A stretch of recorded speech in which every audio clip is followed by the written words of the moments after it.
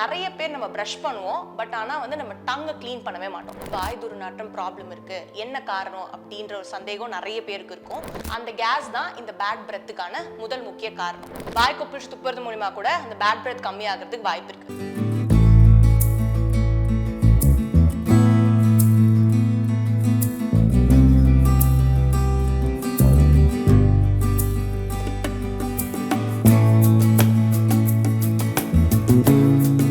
நான் வந்து 2 times கண்டிப்பாக ப்ரஷ் பண்ணுறேன், பட் ஸ்டில் எனக்கு வந்து இந்த பேட் பிரெத், அதாவது வாய் துர்நாற்றம் ப்ராப்ளம் இருக்குது, என்ன காரணம் அப்படின்ற ஒரு சந்தேகம் நிறைய பேருக்கு இருக்கும்.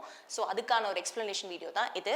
அனைவருக்கும் வணக்கம். நான் doctor Vaishnavi Baskaran from Universe பல் மருத்துவமனை, ஒரையூர், திருச்சி.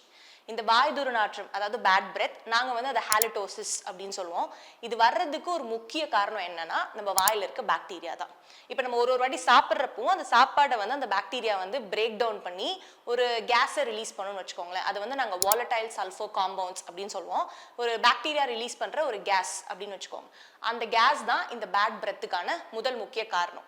நிறைய பேர் என்ன நினைக்கிறாங்கன்னா, பேட் பிரெத் வர்றதுக்கு அஃப்கோர்ஸ் வயிற்றுல ஏதாவது பிரச்சனை இருந்தாலோ, இல்லை அல்சர் ப்ராப்ளம்ஸ் இருந்தா, இல்லை லிவர் கிட்னி ரிலேட்டட் இஷ்யூஸ் இருந்தால் கூட வாயில் வந்து பேட் பிரெத் வர்றதுக்கு வாய்ப்பு இருக்கு. பட் பிரதானமாக ஒரு 80 to 85% நம்ம ஓரல் கேவிட்டி தான் பேட் பிரெத்க்கான மெயின் ஆரிஜின். இப்போ எதனாலலாம் பேட் பிரெத் வரும் அப்படின்னு பார்த்தா, நிறைய பேர் நம்ம ப்ரஷ் பண்ணுவோம், பட் ஆனால் வந்து நம்ம டங்கை க்ளீன் பண்ணவே மாட்டோம். டங் மேலே நிறைய பேருக்கு இந்த ஒரு ஒயிட் கோட்டிங் இருக்கும்.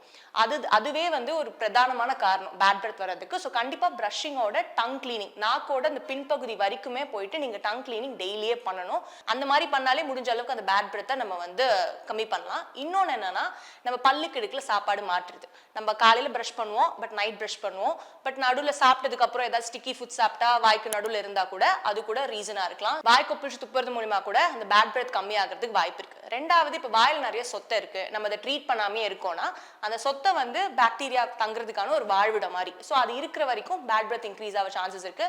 ஸோ ஒன்ஸ் உங்களுக்கு ஏதாவது சொத்தை இருக்கு, இல்லாட்டி ஏதாவது ஒரு சொத்தை நீங்க அடைக்காம ரொம்ப நாள் வச்சுட்டு இருக்கீங்க, இல்லை பல்லு வந்து வெறும் வேறு மட்டும் இருக்கும், ஃபுல்லா அரிச்சிட்டு வேறு மட்டும் இருக்கும், அது வலி இல்லை எந்த இஷ்யூஸும் கொடுக்கல, நம்ம அப்படியே வாயில வச்சுட்டு இருந்தா அது கூட வாய் துர்நாற்றம் வர்றதுக்கு ஒரு பெரிய காரணமா இருக்கலாம்.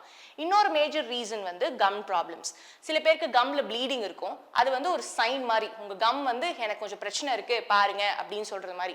ஸோ கம் ரிலேட்டட் ப்ராப்ளம்ஸ் இருக்கு, கம்ஸ் வந்து ஸ்வெல்லிங்கா, ரெட்டா, இல்லாட்டா அடிக்கடி ப்ளீட் ஆகுது, இல்லை பெரிடான்டைட்டிஸ்ன்னு சொல்ற மாதிரியான கம் டிசீசஸ் இருக்குன்னா அவங்களுக்குமே வந்து வாய் துர்நாற்றம் வர்றதுக்கு வாய்ப்பு இருக்கு.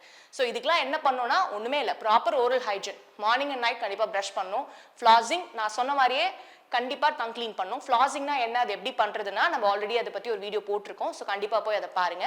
இதோட என்னன்னா, ஆல்ரெடி உங்களுக்கு ஏதாவது டென்டல் இஷ்யூஸ் இருக்கு அப்படின்னா கண்டிப்பா உங்க டென்டிஸ்ட்டை ஒரு 6 months ஒன்ஸ் விசிட் பண்ணி க்ளீன் பண்ணிக்கோங்க. சொத்தை இருக்கு, இல்லை அதாவது கம் ப்ராப்ளம்ஸ் இருக்குன்னா ஏர்லியாவே அதை டிடெக்ட் பண்ணி ட்ரீட் பண்ணிக்கிறது மூலமா இந்த பேட் பிரெத்தை நம்ம கம்ப்ளீட்டாவே நம்மளால அவாய்ட் பண்ண முடியும்.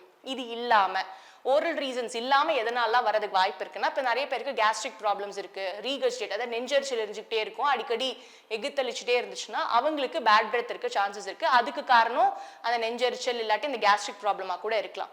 அது இல்லாம டயபெட்டிக் பேஷண்ட்ஸ்க்கு சம்டைம்ஸ் சில பேர் வந்து எனக்கு ஒரு ஃப்ரூட்டியா, அதாவது இனிப்பா ஒரு டேஸ்ட் இருக்கு, இல்லாட்டி எரியிற மாதிரி இருக்குன்னு சொல்லுவாங்க. அது அன்கண்ட்ரோல் டயபெட்டிஸோட ஒரு காரணமா இருக்கலாம். இல்ல லிவர் கிட்னி சம்பந்தப்பட்ட ஏதாவது இஷ்யூஸ் இருந்துச்சுன்னா கூட ஓரல்ல வாய் துர்நாற்றம் வர்றதுக்கு காரணம் இருக்கும். ஸோ பெரும்பாலும் ஃபர்ஸ்ட் நான் ஓரல் ஹைஜீன்லாம் மெயின்டைன் பண்ணிட்டேன், நான் கரெக்டாக க்ளீன் பண்ணிட்டேன், வாயில் எந்த பிரச்சனையும் இல்லை, அண்ட் நான் டாக்டர்ஸ் ஃப்ளாசிங் டங் கிளீனிங் எல்லாமே பண்ணுறேன், பட் ஸ்டில் இந்த பேட் பிரெத் எனக்கு குறையலைன்னா நம்ம அதுக்கு வேற ஏதாவது காரணமாக இருக்கான்னு செக் பண்ணலாம். பட் பெரும்பாலும் இதெல்லாம் நம்ம சரியாக பண்ணாலே அந்த வாய் துர்நாற்றம் கம்மியாயிடும். ஸோ இதே மாதிரியே நாங்கள் இன்னும் நிறைய டென்டல் ரிலேட்டட் கான்டென்ட்ஸ் வந்து போடுறதா இருக்கும். இந்த வீடியோ யூஸ்ஃபுல்லாக இருந்தால் கண்டிப்பாக எங்களை ஃபாலோ பண்ணிக்கோங்க. And thank you for listening the video. Thank you.